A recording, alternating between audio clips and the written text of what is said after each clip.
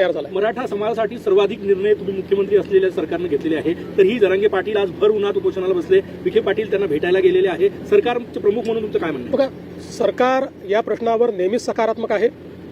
सरकारने वारंवार निर्णय घेतलाय। प्रत्येक वेळी जेव्हा अडचण आली त्यावेळी सरकारने निर्णय घेतलेला आहे।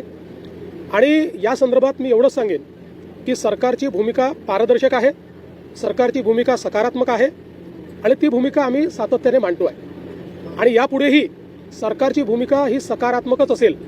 आमचं सरकार सर्व समाजाकरता सकारात्मक काम करणारं सरकार आहे। आम्ही समाजांना एकमेकापुढे आणून भांडण करत नाही, सगळ्यांचं भलं कसं होईल हा प्रयत्न करतो। आणि विशेषतः मराठा समाजाच्या संदर्भात मी पुन्हा एकदा सांगतो, जेवढे निर्णय मी घेतले आणि शिंदे साहेबांनी घेतले एवढे इतिहासात कधी झाले नाहीत आणि पुढेही आम्ही मराठा समाजाच्या हिताचे निर्णय घेतच राहू। फक्त हे निर्णय घेत असताना देशाचं संविधान, देशाचे हायकोर्ट आणि सुप्रीम कोर्ट यांनी दिलेले निर्देश याचं मात्र पालन करावं लागेल।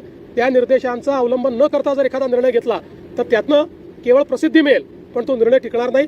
त्यामुळे संविधान आणि न्यायालयाचे निर्णय यांच्या कसोटीवर जे निर्णय आम्हाला घेता येतील, त्याच्या कसोटीवर खरे ठरणारे जे निर्णय असतील ते सगळे निर्णय आम्ही घेऊ। जरांगेचं आंदोलन सुरू झालं की ओबीसी समाजामध्ये एक भीतीचं वातावरण असतं, तुम्ही त्यांना काय आश्वासन? मी असं स्पष्टपणे सांगतो, एका समाजाचं काढून दुसऱ्या समाजाला द्यायचं अशा प्रकारचं या सरकारने कधीही केलं नाही, आम्ही करणार नाही।